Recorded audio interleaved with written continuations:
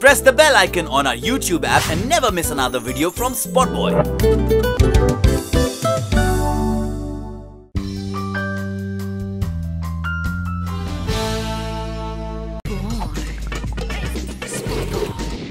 We are profiling you, so we start from the beginning. Like Kriti as a child in school, in college, I believe you were a big ranker there, and transformation to showbiz. How did that happen? I mean, It's actually very strange because I was always very shy as a kid. Like even when I was like very small, like 5-6 years old, and you go to your friends' birthday parties and all. So I used to take my mom along. I remember whenever any guests or relatives used to come at home who I haven't met for a long while or whatever, I used to hide behind my mom's chimney.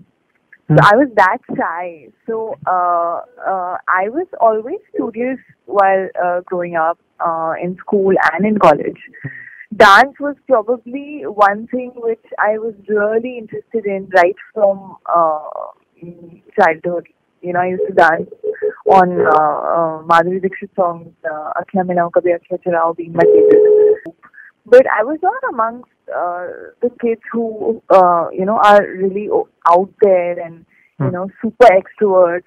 I had stage fright. I probably sometimes still do. So, yeah, it was really surprising even for my mom, considering I was so shy as a kid to be doing something what I'm doing right now, which requires you to be absolutely, setting off. So, yeah, it was really surprising even for my mom, considering I was so shy as a kid to be doing something what I'm doing right now, which requires you to be absolutely, setting off all your inhibitions and very, very confident. And I remember when I had told her initially about, wanting to start modeling, she always supported me, but she had that little bit of doubt whether, I would be okay doing it or not. Because my first photo shoot didn't go well. I was kind of conscious because I was facing the still camera for the first time, and it was a brand shoot. And when I came back crying. My first ramp walk was, I screwed up a little bit in the walk, and the choreographer sort of, she was really mean, and she yelled at me in front of all the other models. And I came back in the auto and I burst out crying in the auto itself. My first few experiences were not like my best ones, but I think that sort of, when you initially not really fail, but if you face something like that and you stand up again and you face it again, that's what matters, I feel. Determination. So I went, yeah. So I felt I did go through, that doubting myself whether I'll be able to do it, and then doing it, which is what makes you feel good at the end of it. I had no clue whether I could act or not till I started doing TV commercials. And I started enjoying that, and I felt that I didn't feel conscious at all, and I felt confident in front of the moving camera. Whatever little bit of acting that TV ads demand, I could do that. And my directors gave me confidence that, I had that in me, and I should probably polish myself and, take it to another level. Which is why I decided to do films, and I moved to Mumbai. And I remember my mom, when she saw my first film, which was actually the Telugu film, she saw it and she was like, I didn't know you could act. Like, I had no idea you could do this. Like, even when she sees me, she used to see me walk the ramp, become more confident slowly with time, see me improving in even TV ads. To then seeing my first film, Telugu film, and the first Hindi film, I think even they were sort of surprised because I was not really a very confident kid. So yeah, I think it is a positive change, and I think people do change while growing up. So I'm glad that you also did, yeah. So how was it parenting? Were your parents strict in your college days? Late coming home. How was the atmosphere at home when you were growing up also? And also trying to do a bit of... They've been pretty liberal, I feel. I feel they are pretty open-minded. But of course, being in Delhi, there are certain restrictions, especially on girls, whether it is about coming back late home, or, being out alone too late. Even when I was modeling, I used to drive on my own to the shows many times, but if the show was late, he would not let me come alone. So those restrictions were there, but I could, once in a while sleep over at friends' places and stuff like that was fine. Partying out in college was absolutely fine. But my mom, dad used to sort of balance it out. That if it's happening too much, they'll tell me that, okay, now you've had enough of fun, now get back to your seriousness and, studies. So that was always there. There was always that, because both my parents are, like my mom's a professor, my dad's a CA, so there was always this environment of you really need to do well in studies. So that was something that I could not take casually. But otherwise, I think they've been pretty liberal. Even my mom, I think also because, she while growing up, there were so many things that she wanted to do, but her parents were more conservative. And there were so many things that she could not learn and could not do in her time. I think which is why she somewhere had that inside her, and she wanted us to follow our heart and do whatever we wanted to, in terms of whether we wanted to learn swimming suddenly or we wanted to learn. She knew that I had a passion for dance, and actually it was her who sort of, forced me in a way to go for Kathak classes, because I was more into Bollywood dance. And as kids, you don't really like classical. So I used to really crib that, why do I need classical dance training and Kathak dance training? But I'm so glad that she did that, because I think somewhere your bass and your rhythm in your body comes from classical dance. Did you have to lie at any point with your parents if you were late? I think all those small bacha lies all of us do. Traffic mil gaya or whatever. But the fact is that you left late by mistake. Or your friends talked to you for a little more time and you stayed back. So that was never there. In college also, I think I never used to tell my mom all the time when I used to bunk class. I used to tell her sometimes. But if I told her all the time, then it would she would feel that probably I'm not taking it seriously and all. But I think by college, I was in a zone where I knew that I have to be serious, when it comes to getting the grades and when my exams are around or when the important classes are there. But there were certain classes which I sometimes felt were not so important, or I could catch up. And if all my friends are making a plan, I would go on and enjoy. So I think I did balance it, but I think parents do freak out when they hear the word bunk. When? When they hear the word bunking, okay, they do sort of freak out a little when they're not used to it. So I think that once or twice maybe I must have bunked a class. How did you get inclined to movies? I mean, you were doing ads and all that. Yeah, a lot of my model friends, they used to say that, I get a high on ramp, and when I'm walking the ramp, I just get this kick while doing it. But I never felt that. I think I used to do ramp because I could, and I think it was a great exposure for me. But I never really enjoyed it. Whereas whenever I was doing a TV commercial, I used to be really excited. I used to enjoy being in front of the moving camera. I used to enjoy that little bit of acting what TV ads require you to do. So I think that's where I sort of felt that I could act, and probably I'd never discovered it. And I just moved to Mumbai when I started giving auditions. And I took this private workshop. So all that I really started enjoying. I started doing improvisation. Yeah, but were your parents worried when you're moving to Mumbai and the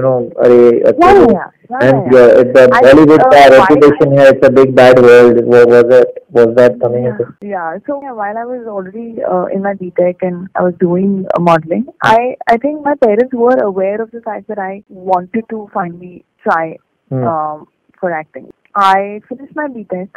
I had 2 job offers in my hand, and I told my parents that I wanted to move to Mumbai and I wanted to try for films. They were pretty supportive on it, but of course, it's a profession which is not very secure. It's not like a 9 to 5 job where, you know, you have a job in hand. Yeah. There are so many question marks. What if you don't get a film? What if you get a film and it doesn't work? What if you get one film but you don't get another film?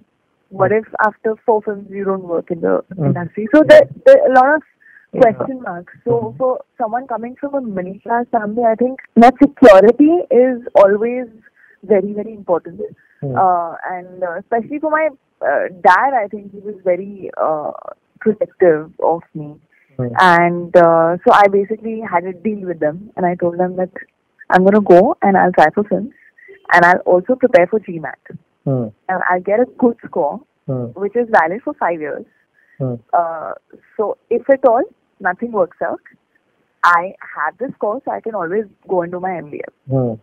Now this was, in my head I knew I was never going to do, even if nothing works out for 1 year, 2 years, whatever, I'm never going to leave what I really want to do for something that I don't really want to do.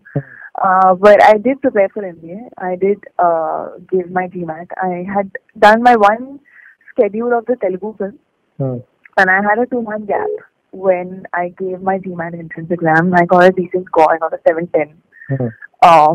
And that's it. They were happy after that. And thankfully things worked out. And then came Dilwale, so with authority. So you must have gone crazy dancing the joy when the offer came? Yeah, obviously it was a big deal, me to get such an opportunity in your very second film was very huge. And it's a special film, and I've had a lot of fun on that film. So, but when the film didn't do as per expectations, what was your reaction? Were you really satisfied with the outcome? The film, money-wise, did well, but it's just that people's expectations, I don't know the basis on which the expectations are placed. Because it was supposed to be a commercial film. It was supposed to be how a road city film is, with a lot of comedy, a lot of madness. And that's what it was. I think, I personally don't know that the film hasn't done well. For me, it's done so well overseas. It's gotten, people know me so much because of Lalwani. I think the kind of reach that the film had for me was huge. So I think the film commercially did do well, but yeah, maybe there was a comparison with another film that sort of released the same time, which was a completely different kind of a film. And I think in that comparison, people started feeling that, okay, maybe Lalwani didn't do well. But it helped you, you're saying. It had a long reach for you. Yeah, of course. It really increased my reach to another extent. I think in Heropanti, me and Tiger both were like newcomers. So the number of people who watched that film were a certain section. But Dilwale, because the kind of film it was a big budget film with all these actors. So I think somewhere my audience reach really increased with Lalwani. So not to forget Heropanti, how much did that film help you? What do you think about that? I was very, very pleasantly surprised. I think all of us were very pleasantly surprised because, we didn't, it was a newcomers film. It had like some 23 newcomers. It hardly had known faces. Even in terms of character actors, there was only Prakash Raj, who played my father. And 1-2 more characters who were a little known. So we had expected the film to do well because when you are, towards the end of the journey and you're watching the film together, you do get to know whether, okay, it's a good film or it's not a good film. And the trailer had released, the songs had released, and they were really doing well. But when the numbers, so I didn't know anything about numbers. I still hardly do know. And when the numbers came of the opening, and I remember I got a message from someone from UTV, and it said that it's opened at 6.5 and it's huge, and the huge was in capital. So that's when I realized that, okay, it's really done well. And I think the kind of acceptance that I sort of received, both me and Tiger in fact received from the audience as well as the industry, was very overwhelming. Obviously that's like a dream that your first project should do well and you should also sort of be appreciative for your performance and not just the way you look, which somewhere I did get, and so it was it was a relief, it was a surprise. Do you think that we make a big deal about these numbers and we don't judge films on whether it's a good film or a bad film? Every day, every Friday, every Saturday, every Sunday. Earlier it was not like that, for sure. But what do you think? Yeah, I think it has changed from the time we started counting the 100 crore and the 200 crore and all of that. I think before that it didn't really matter so much.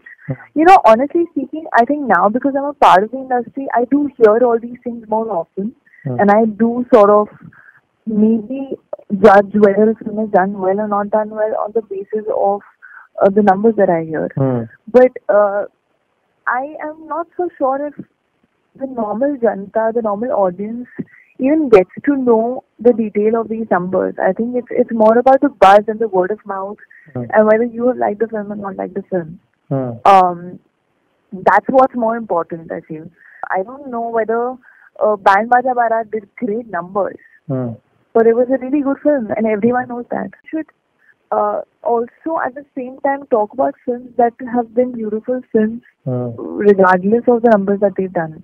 If that's also happening, it's fine. Like for example, now I'm working with Ashwini Iyer Tiwari, and her last film was Nilbate Sannata. That's a smaller film. It's not like it did big numbers. It was a beautiful film. So when I heard of her, I saw that film and I loved the film so much that I felt like I wanted to work with her.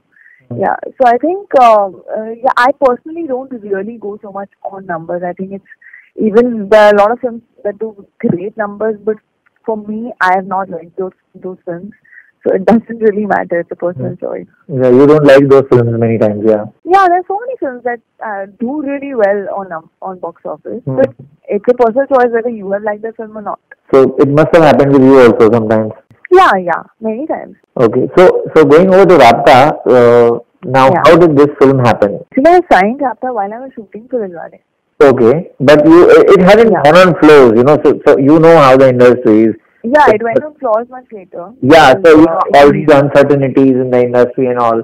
So what was that period and how did you get this film? I mean, well, actually, I was shooting for Dilwale, where there was a little gap in between the schedules, and I was in Mumbai, and I went to meet Dinesh Vijan for some other film, and it's happened with me multiple times. Every time I've met him, he has narrated me some other script. So I went and I met him, and we were talking about some film that he was making, and then some other film, and then suddenly he started narrating me this film Raabta, without any paper, without any script in front of him, with full dialogues, with full emotion, excitement, and he's very good at narration. So I was totally engrossed, and that meeting sort of lasted for about 3 hours, and he narrated me the whole film, and I absolutely loved it. And I just went back home, and after 2 days, it was still stuck in my head. And I messaged him that, listen, why aren't you making that other film that you narrated me? It's so good. And I would love to do that. Yeah, and he was like, I'm glad that it stayed with you. Come to office. And I just went to his office, and to my surprise, Sushant was also there. Oh, he was already on board for Raabta. You didn't know? No, I didn't know. Okay. So Sushant was already there, and he was on board for Raabta. Dinu just gave both of us one scene, and he said, "Acha 10 minute padho, and then we'll just do it." And then we did that one scene about 2-3 times. Somewhere in the third time or something, Sushant did an improvisation. I sort of reacted on that, and then in one take he forgot one line, which I made my own, and I said it I was completing his line. So it didn't look like. So I think. Yeah, so it didn't look like it was, it was like dialogue or we were doing a scene. Yeah, natural. It just suddenly became very organic. It became very natural. Somewhere, so I think for Dinu, he felt that there was some organic chemistry which wanted for Raabta. Raabta as a film is is about connection, is about two people who meet and suddenly start talking like they feel familiar. Somewhere when he felt that happening in the scene, he just said, "Ke bana de." So that was the thing. He just said, "Chal bana de." Do you believe in reincarnation? See, personally, I mean, there are no proofs in front of me to actually completely believe in it. But because my character somewhere in the film does start believing, Dino has given me many lives, many masters, which I have started reading. It talks about your connections that you have in this life, which are sometimes from another life. There are certain people who you meet for the first time, but you really feel very strongly connected, and you start talking for hours, and you don't feel like you've met for the first time. So those connections sometimes are because we were already related to those people, probably in another life. So I think somewhere while reading all that and while shooting for the film, I started believing in the fact that maybe the people who you are really close to, or you feel an unexplainable connect with, are probably because they were related to you in another life. Bold scenes, it's just a thought which... Yeah, bold scenes are you comfortable with? Because we see you very bold with Sushant in this trailer. See, I feel, these scenes, if they are actually a requirement of the script and, they take the story forward, then you're an actor, you're telling a story, and if these scenes are important for the story, then it's absolutely fine. And to be honest, when you're shooting these kind of scenes, it's the advert says like, okay, turn to the right, your face is not showing this. So it's very mechanical. Yeah, it's not that actual. Yeah, I know what you mean. Yeah. So, and there's so much of talk, just for the last thing, that between you and Sushant. What have you to say to that? Well, I would just like to say that I think our on-screen chemistry is so good that probably people want to believe other things. I'm saying that people want to believe in all these rumors. But are you single? Are you dating him? I am single, and we are like really good friends. And of course, we've bonded on a number of things, including the fact that we're both engineers from Delhi. We love food, and he's a great guy. So, I mean, yeah, we're good friends. But not dating? No, we're not dating. What next after this, Raabta? Bareli Barfi is something which is almost complete. I'm right now going for this one last song that we have to shoot, and I started dubbing for it. So that's going to release pretty soon in July. Yeah. So yeah, for now it's just these two. I am still figuring what next. So lastly, you stand vindicated. Last question. You stand vindicated. Your parents were worried. Security. Yeah. No, my GMAT score is not valid anymore. So. I'm saying my GMAT score is not valid anymore. Okay. That's a good one. Thank you. Bye.